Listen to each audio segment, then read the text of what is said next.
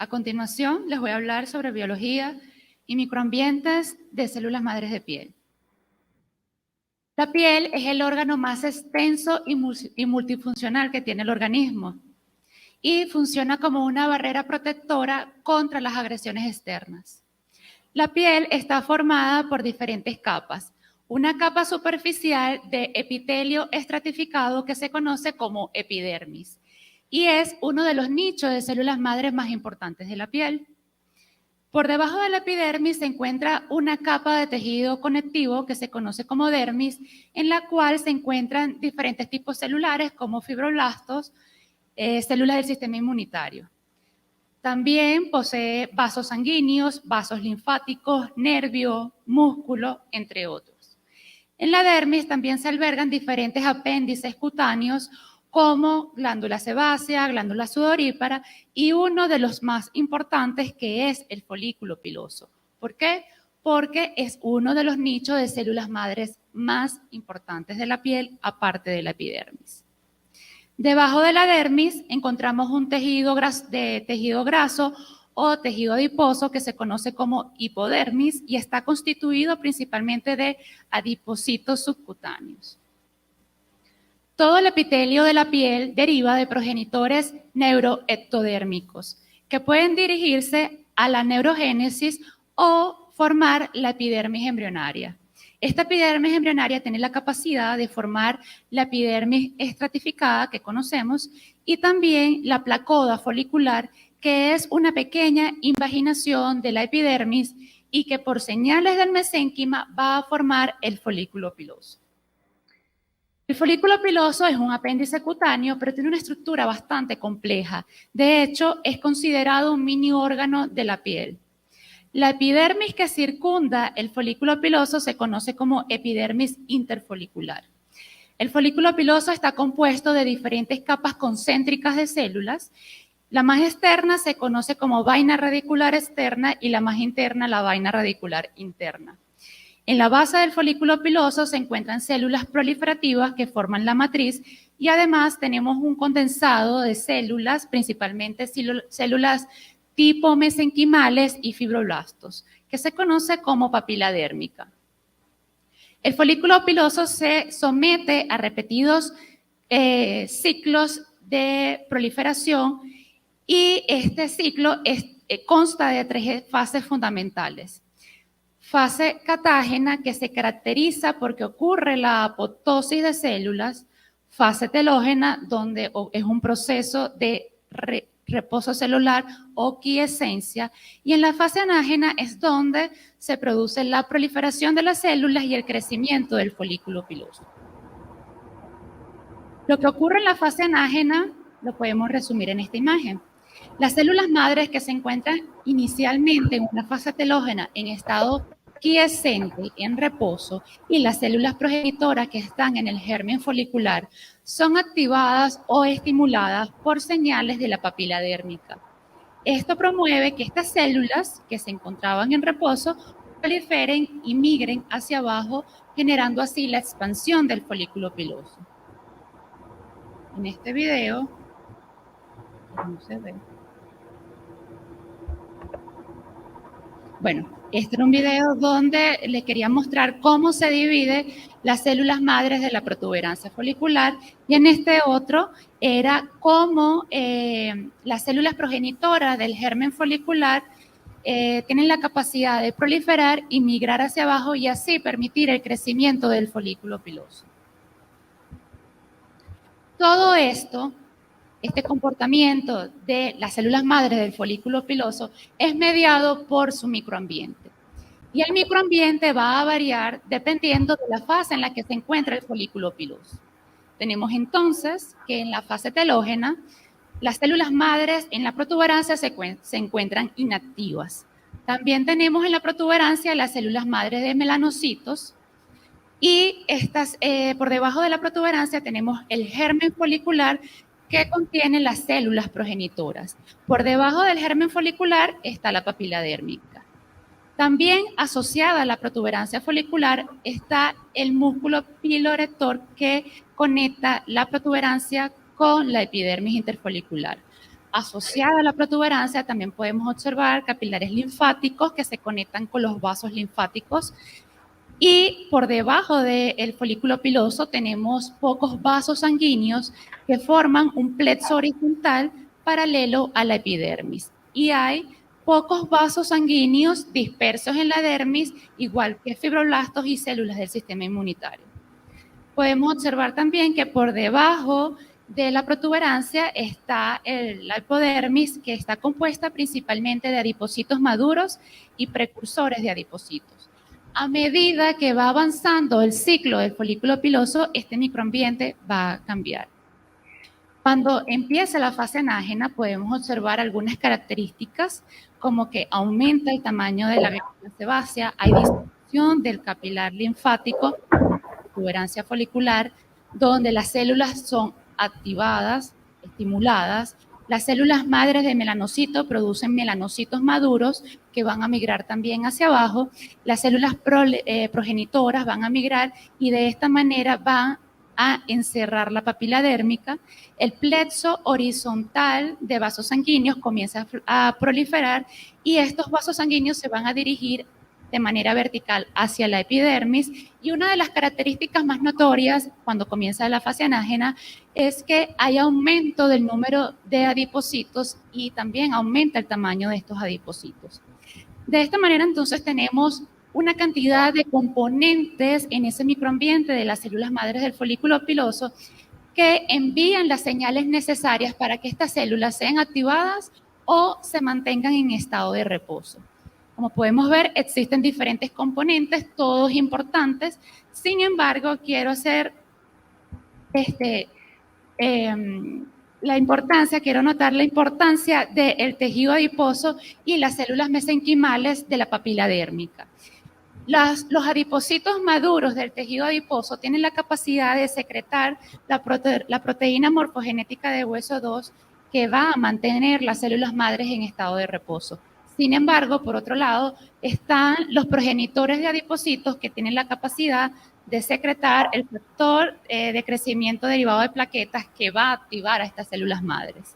Igualmente ocurre con las células mesenquimales de la papila dérmica que mediante diferentes vías de señalización son capaces de activar o no a las células madres. Por ejemplo, el factor de crecimiento de fibroblastos 7 y 10 es capaz de activarlas, y la secreción de la proteína morfogenética de hueso 4 inhibe la activación de estas células. Otro nicho importante de células madres en la piel es la epidermis interfolicular que les mencioné al inicio de la charla. Este es un epitelio estratificado compuesto de diferentes capas de queratinocitos. Y es en la capa basal donde se encuentran las células madres y células progenitoras de la epidermis. Estas son células proliferativas no diferenciadas que cuando reciben el estímulo necesario son capaces de proliferar y diferenciarse en las diferentes capas suprabasales para formar la capa espinosa, granulosa y el estrato córneo. La epidermis se somete a repetidos ciclos de mantenimiento de recambio celular que se conoce como homeostasis epidérmica. En este proceso lo que ocurre es un balance, un equilibrio entre las células que se generan en la capa basal y las que se pierden en las capas suprabasales por diferenciación y muerte celular. Las células madres de la epidermis tienen la capacidad de diseñar su propio microambiente, ya que tienen todos los factores y células muy cercanos a ella. Aquí podemos observar las células madres en la capa basal, que por un lado tienen la capacidad de interactuar con componentes de la matriz extracelular de la membrana basal de la epidermis. También hay contacto con neuronas sensoriales del tacto, del dolor y de la temperatura. Los fibroblastos dérmicos tienen un papel muy importante porque secretan los factores capaces de activar y estimular las células madres de la capa basal. También tenemos en la epidermis presencia de células del sistema inmunitario que van a censar cuando ocurre una ruptura de la barrera cutánea o la invasión de microorganismos dañinos. En la epidermis humana, más no en la epidermis de ratón, encontramos melanocitos que además de conferir el color de piel, le transfiere melanina a los queratinocitos y de esta manera le confiere protección contra los rayos ultravioletas del sol. También encontramos células de Merkel que tienen contacto directo con las neuronas sensoriales. Y en la epidermis de ratón se ha encontrado la presencia de células T dendríticas epidérmicas que tienen un papel muy importante porque secretan factores que participan en la reparación de una herida cutánea y además participan también en la formación de nuevos folículos pilosos en una zona de herida. Cuando ocurre la ruptura de esta barrera cutánea, se genera un proceso de reparación que, como les mencioné en la presentación anterior, y no voy a dar mucho detalle ahora, está compuesta de inflamación, ocurre la proliferación celular y la remodelación de la matriz extracelular. Todos los componentes todas las etapas de este proceso de reparación son importantes, ya que si una de ellas se ve alterada, altera todo el proceso. Sin embargo, nosotros en la unidad de terapia celular y en el Centro de Medicina Regenerativa nos hemos enfocado en estudiar y evaluar el proceso de reepitelización, porque nos parece muy importante que las heridas deben cerrar en etapas tempranas y de esta manera poder evitar la pérdida de fluido e infección de la herida. ¿Qué células participan en este proceso de reepitelización? Las células madres de la epidermis y del folículo piloso. Se ha demostrado que esas células madres que se encuentran en la protuberancia folicular, que están encargadas del crecimiento del folículo piloso, también pueden responder a estímulos de la herida y de esta manera generar células progenitoras, migrar hacia la epidermis y participar en la reepitelización de esa herida. Este es un estudio, uno de los primeros, que demostró la participación de las células de la protuberancia folicular en el proceso de reepitelización. En esta imagen, tanto en la fotografía como en la histología, podemos observar que las células de la protuberancia están de color azul. Y vemos cómo en el tiempo estas células que se encuentran inicialmente en el borde de la herida tienen la capacidad de migrar hacia el centro de ella y formar parte de ese nuevo epitelio o epidermis que se forma sobre el lecho de la herida. Sin embargo, luego se demostró que estas células no son imprescindibles en el proceso agudo de la reepitelización. En este estudio utilizaron dos grupos experimentales, uno donde no se afectó las células de la protuberancia folicular y en otro grupo donde se indujo la apoptosis de la célula de la protuberancia folicular. Acá no encontraron diferencias significativas en el proceso de reepitelización en ambos grupos experimentales. Además, se dieron cuenta que en ausencia de las células de la protuberancia folicular en las etapas agudas del proceso, son capaces de activarse y proliferar otro nicho de células madres de la piel, como es el infundíbulo, la glándula sebácea y el istmo folicular. Por esta razón comienza el interés de evaluar otros nichos de células madres de la piel que pudieran estar participando en este proceso de reparación. Y uno de los más importantes es el istmo folicular, que es demostrado que el principal marcador de estas células es el EGR6, que también se puede encontrar en menor intensidad en la epidermis, en la glándula sebácea y en la protuberancia folicular. Otro estudio demostró que estas células LGR6 positivas que podemos observar en la fotografía y en la histología de color azul, también tienen la capacidad de migrar desde los bordes de la herida al centro de la misma y participar en el tiempo a largo plazo en la formación de esa nueva epidermis. Adicionalmente, descubrieron que estas células participan en la formación de nuevos folículos pilosos en zona de herida. Por esta razón, son consideradas las células madres más primitivas de la piel.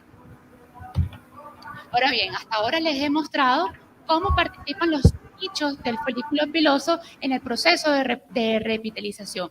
Pero ¿qué pasa en las heridas donde tenemos piel sin folículos pilosos? Como por ejemplo, la palma de las manos, la planta de los pies o los labios. Este estudio demostró, utilizando dos grupos experimentales, uno con piel de ratón con folículos pilosos normales y otro grupo que tiene piel sin folículos pilosos. Este grupo demostró que no hay diferencias significativas en el cierre de la herida en ambos grupos al día 3, al día 6 y al día 8 poslesión, como también se puede evidenciar en la gráfica. Sin embargo, encontraron una diferencia significativa entre ambos grupos experimentales donde ocurre un cierre de la herida más rápido en la piel con folículos pilosos en comparación a la piel sin folículos pilosos. ¿Qué quiere decir esto? Que en ausencia de folículos pilosos hay un retraso agudo del proceso de repitelización. Y de manera de compensar esos nichos de células madres del folículo piloso, la epidermis, los queratinocitos de la epidermis tienen una respuesta acelerada para poder cerrar completamente la herida. En esta tabla les resumo los nichos de células madres más importantes de piel y que participan en la homeostasis de este órgano. Están las células madres y progenitoras de la epidermis interfolicular, las células madres del infundíbulo, el istmo folicular, la protuberancia folicular, los ductos de glándulas sebáceas y, por supuesto, también las células madres de la glándula sebácea. Estos nichos de células madres no solamente participan en la homeostasis de este órgano, sino también en los procesos de reparación de heridas cutáneas. Como les mencioné anteriormente, los diferentes nichos de células madres tienen la capacidad de responder a estímulos de la herida, migrar desde sus nichos hasta el centro de la misma y participar en la formación de ese nuevo epitelio, bien sea a corto plazo o a largo plazo, dependiendo del nicho de células madres. Nosotros en el Centro de Medicina Regenerativa, en nuestros estudios preclínicos, nos hemos enfocado en evaluar cómo las células estromales mesenquimales tienen la capacidad de promover la repitelización de las heridas cutáneas. Como podemos ver en esta imagen, el implante de células estromales en nuestros modelos experimentales promueve, acelera el proceso de repitelización que está indicado por las flechas. Este es el nuevo epitelio que se forma sobre el lecho de la herida, promueve en etapas tempranas el proceso de repitelización. Adicionalmente, también evaluamos qué nicho de células madres están participando en este proceso de repitelización y hemos encontrado que son células LGR6 positivas y también células de la protuberancia folicular. Muchas gracias.